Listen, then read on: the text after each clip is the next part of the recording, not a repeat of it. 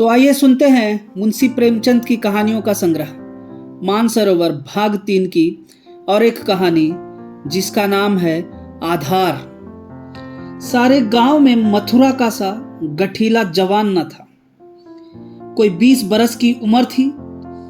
मन से भीग रही थी। गौएं चराता, दूध पीता, कसरत करता, कुश्ती लड़ता था और सारे दिन बांसुरी बजाता हाट में विचरता था। ब्याह हो गया था पर अभी कोई बाल बच्चा न था। घर में कई हल की खेती थी, कई छोटे बड़े भाई थे। वे सब मिलजुल कर खेती बाड़ी करते थे। मथुरा पर सारे गांव को गर्व था। जब उसे जांघिए लंगोटे, नाल या मुगदर के लिए रुपये पैसे की जरूरत पड़ती तो तुरंत दे दिए जाते थे। सारे घर की यही अभिलाषा थी कि मथुरा पहलवान हो जाए और अखाड़े में अपने सवाए को पछाड़े। इस लाड प्यार से मथुरा जरा टर्रा हो गया था। गाय किसी के खेत में पड़ी है और आप अखाड़े में दंड लड़ा रहे हैं। कोई उलाहना देता तो उसकी त्योरियां बदल जाती। गरज कर कहता, जो मन में आए कर लो, मथुरा तो अखाड़ा छोड़कर हाँकने ना जाएंगे। पर उसका डिल डॉल देखकर किसी को उससे उलझने की हिम्मत न पड़ती। लोग गम खा जाते। गर्मियों के दिन थे। ताल तलैया सूखी पड़ी थी। जोरों की लू चलने लगी थी। गांव में कहीं से एक सांड आ निकला और गौओं के साथ हो लिया। सारे दिन गौओं के साथ रहता, रात को बस्ती में घुस आता और खूंटों से बंधे बैलों को सींगों से मारता। कभी किसी की गीली दीवार को सींगों से खोद डालता, घर का कूड़ा सींगों से उड़ाता। कई किसानों ने साग भाजी लगा रखी थी। सारे दिन सींचते सींचते मरते थे। यह सांड रात को उन हरे भरे खेतों में पहुंच जाता और खेत का खेत तबाह कर देता। लोग उसे डंडों से मारते, गांव के बाहर भगा आते, लेकिन जरा देर में गायों में पहुंच जाता। किसी की अक्ल काम ना करती थी कि इस संकट को कैसे टाला जाए। मथुरा का घर गांव के बीच में था, इसलिए उसके खेतों को सांड से कोई हानि न पहुंचती थी। गांव में उपद्रव मचा हुआ था और मथुरा को जरा भी चिंता न थी। आखिर जब धैर्य का अंतिम बंधन टूट गया तो एक दिन लोगों ने जाकर मथुरा को घेरा और बोले, भाई कहो तो गांव में रहें, कहीं तो निकल जाएं। जब खेती ही ना बचेगी तो रहकर क्या करेंगे। तुम्हारी गायों के पीछे हमारा सत्यानाश हुआ जाता है और तुम अपने रंग में मस्त हो। अगर भगवान ने तुम्हें बल दिया है तो इससे दूसरों की रक्षा करनी चाहिए। यह नहीं कि सबको पीस कर पी जाओ। सांड तुम्हारी गायों के कारण आता है और उसे भगाना तुम्हारा काम है, लेकिन तुम कानों में तेल डाले बैठे हो, मानो तुमसे कुछ मतलब ही नहीं। मथुरा को उनकी दशा पर दया आई। बलवान मनुष्य प्रायः दयालु होता है। बोला, अच्छा जाओ, हम आज सांड को भगा देंगे। एक आदमी ने कहा, दूर तक भगाना, नहीं तो फिर लौट आएगा। मथुरा ने कंधे पर लाठी रखते हुए उत्तर दिया, अब लौट कर ना आएगा। चिलचिलाती दोपहर थी। मथुरा सांड को भगाए लिए जाता था। दोनों पसीने से तर थे। सांड बार बार गांव की ओर घूमने की चेष्टा करता, लेकिन मथुरा उसका इरादा ताड़ कर दूर ही से उसकी राह छेक लेता।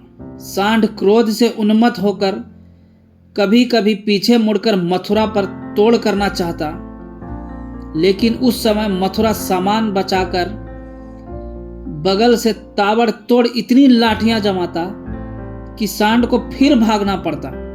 कभी दोनों अरहर के खेतों में दौड़ते, कभी झाड़ियों में। अरहर की खूंटियों से मथुरा के पांव लहूलुहान हो रहे थे। झाड़ियों में धोती फट गई थी, पर उसे इस समय सांड का पीछा करने के सिवा और कोई सुध न थी। गांव पर गांव आते थे और निकल जाते थे। मथुरा ने निश्चय कर लिया कि इसे नदी पार भगाए बिना दम न लूंगा। उसका कंठ सूख गया था और आंखें लाल हो गई थी।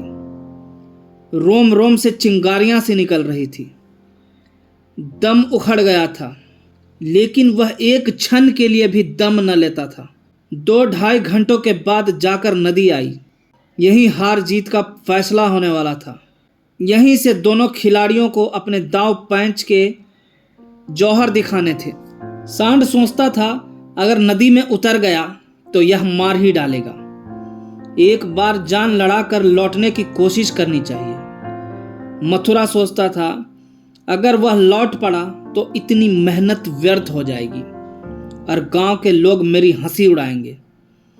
दोनों अपने अपने घात में थे। सांड ने बहुत चाहा कि तेज दौड़कर आगे निकल जाऊं और वहां से पीछे को फिरूं, पर मथुरा ने उसे मुड़ने का मौका न दिया। उसकी जान इस वक्त सुई की नोक पर थी। एक हाथ भी चूका और प्राण भी गए।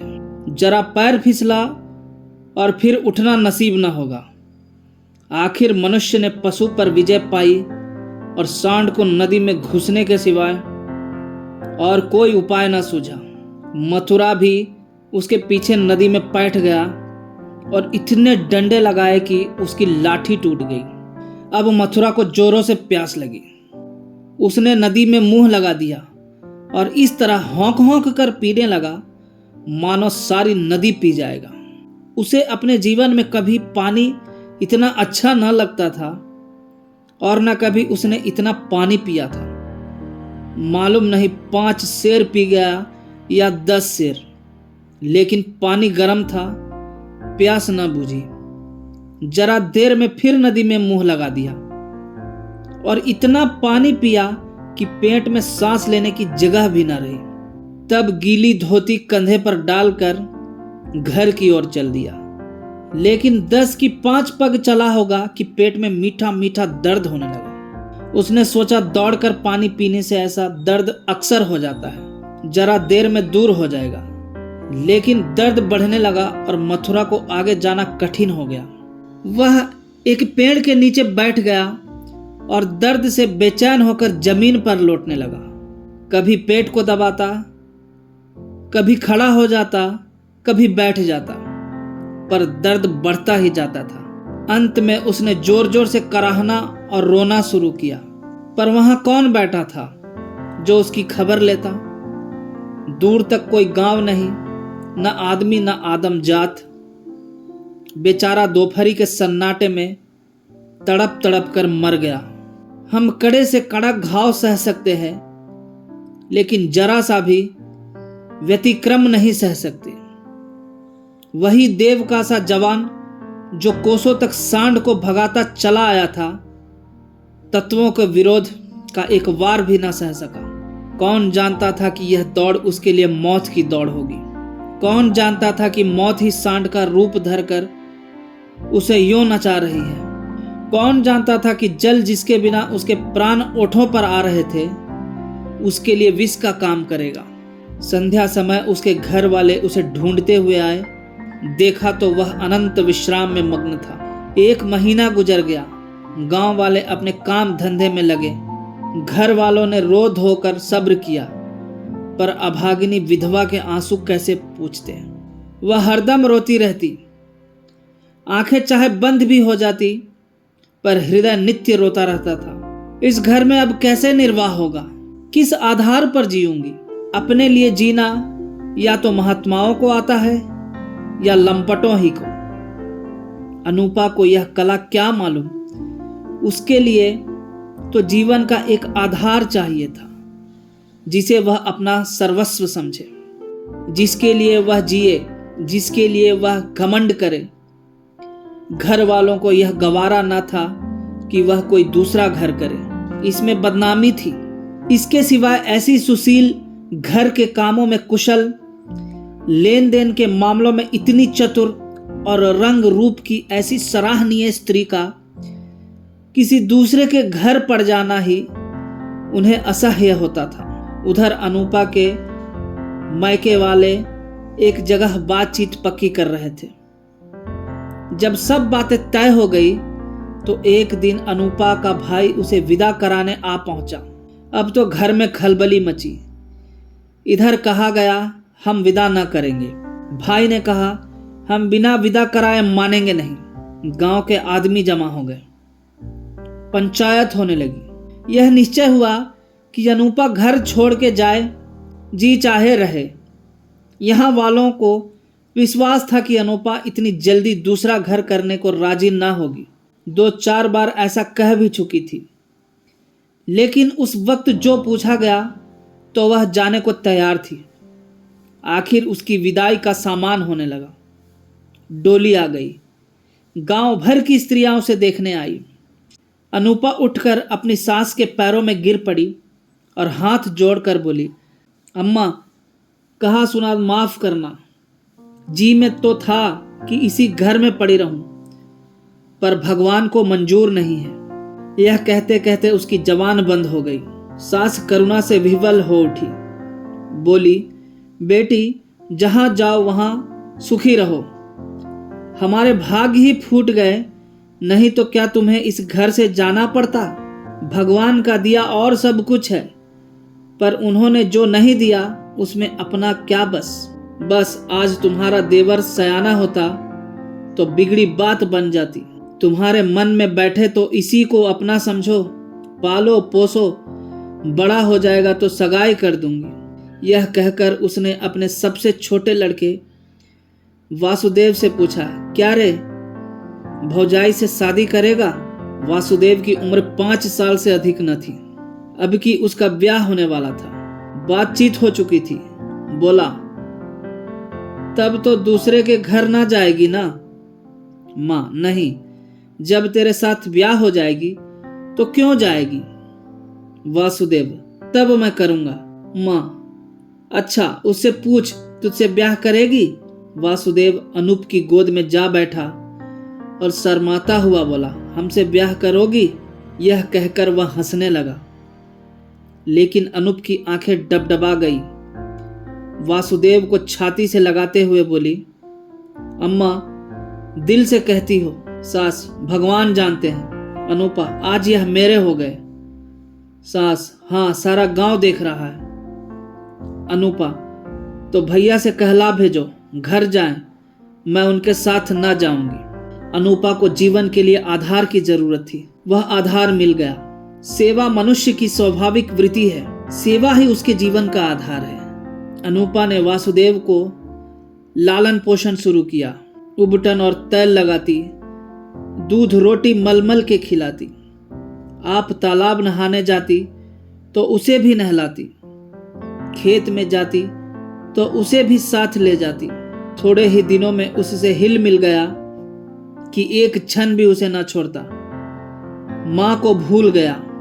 कुछ खाने को जी चाहता तो अनूपा से मांगता।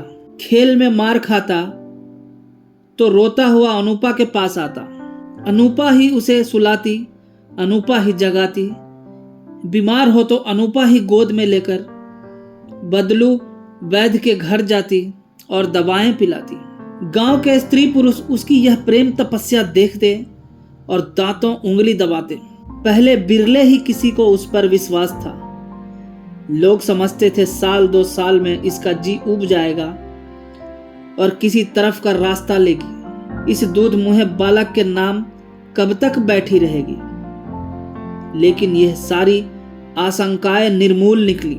अनूपा को किसी ने अपने व्रत से विचलित होते न देखा। जिस हृदय से सेवा का स्तोत्र बह रहा हो, स्वाधीन सेवा का, उसमें वासनाओं के लिए कहाँ स्थान।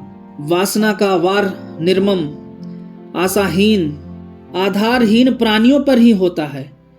चोर की अंधेरे में ही चलती है, उजाले में नहीं। वासुदेव को भी कसरत का शौक था। उसकी शक्ल सूरत मथुरा से मिलती जुलती थी। डिल डॉल भी वैसा ही था। उसने फिर अखाड़ा जगाया और उसकी बांसुरी की ताने फिर खेतों में गूंजने लगी। इसी भांति 13 बरस गुजर गए। वासुदेव और अनूपा में सगाई की तैयारी होने लगी। लेकिन अब अनूपा वह अनूपा न थी जिसने 14 वर्ष पहले वासुदेव को पति भाव से देखा था। अब उस भाव का स्थान मातृ भाव ने लिया था। इधर कुछ दिनों से वह एक गहरे सोच में डूबी रहती थी। सगाई के दिन ज्यों-ज्यों निकट आते थे उसका दिल बैठ जाता था। अपने जीवन में इतने बड़े परिवर्तन की कल्पना ही से उसका कलेजा दहक उठता था। जिसे बालक की भांति पाला पोसा उसे पति बनाए हुए लज्जा से उसका मुख लाल हो जाता था। द्वार पर नगाड़ा बज रहा था, बिरादरी के लोग जमा थे, घर में गाना हो रहा था। आज सगाई की तिथि थी। सहसा अनूपा ने जाकर सास से कहा, अम्मा, मैं तो लाज के मारे मरी जा रही हूं। सास ने भौचक्की होकर पूछा, क्यों बेटी, क्या है? अनूपा, मैं सगाई न करूंगी। सास, कैसी बात करती है बेटी? सारी तैयारी हो गई, लोग सुनेंगे तो क्या कहेंगे? अनूपा, जो चाहे कहे, जिनके नाम पर 14 वर्ष बैठी रही उसी के नाम पर अब भी बैठी रहूंगी। मैंने समझा था मर्द के बिना औरत से रहा ना जाता होगा।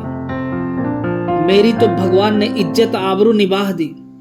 जब नई उम्र के दिन कट गए तो अब कौन चिंता है?